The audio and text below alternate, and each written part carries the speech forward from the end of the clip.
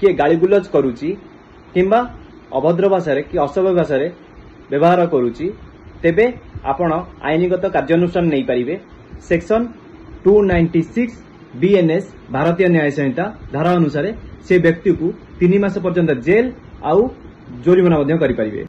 नमस्कार, जय जगन्नाथ, मु सुजीत। आज आमे कथा हवा obscene act in public place.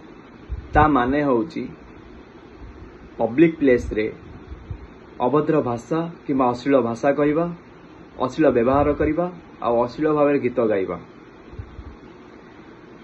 जेमिति कि स्कूल गला टाइम रे किंबा कॉलेज गला टाइम रे कोनोसी व्यक्ति जदि आपनकु किंबा आपन पाखे ठियाई फोन रे कथा ही अभद्र भाषा रे गाली गुलज करे, अभद्र भाषा रे गीत गाए कि अश्लील व्यवहार करे, आपण ताको किछि न कही घर को पळे आसुछंती।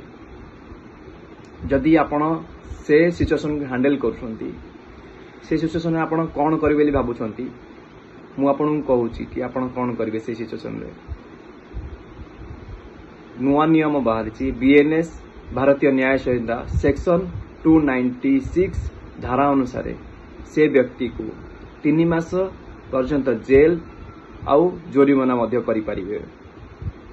फास्ट कथा होची एमिति जदि कोनोसी व्यक्ति करे, एमिति जदि कोनोसी व्यक्ति आपण व्यवहार पब्लिक प्लेस रे एमिति सिचुएशन क्रिएट करे, आपण नजदीक थिबा पाखे थिबा पुलिस स्टेशन जांतु। पुलिस स्टेशन रे गोटे एफआईआर दियंतु, नन 112 को कॉल करंतु।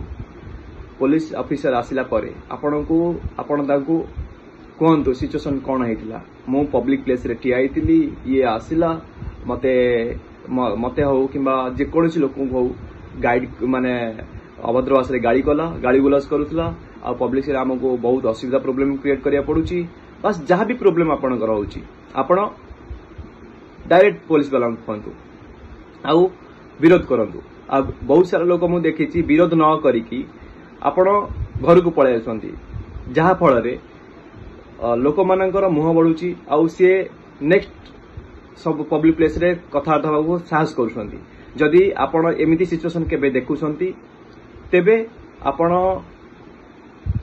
विरोध करिया पे चेष्टा करंतु, ताकू गाइड करंतु किंबा पुलिस वाला को कॉल करंतु, एफआईआर जाई दियंतु पुलिस स्टेशन रे। जदि पुलिस स्टेशन रे एफआईआर न देई पारछंती कि पुलिस वाला एफआईआर रजिस्टर करिबा मना करूछंती तेबे जिला स्तरीय एसपी किंबा डीएसपी सहित कथा हुअंतु। आउ सेमान जदि मना करूछंती तेबे जिला स्तरीय कोर्ट रे जाई आपण पुलिस एफआईआर माने रजिस्टर करि परिबे आ केस फाइल करि परिबे, आ से दोषी को दंडित मध्य करि परिबे।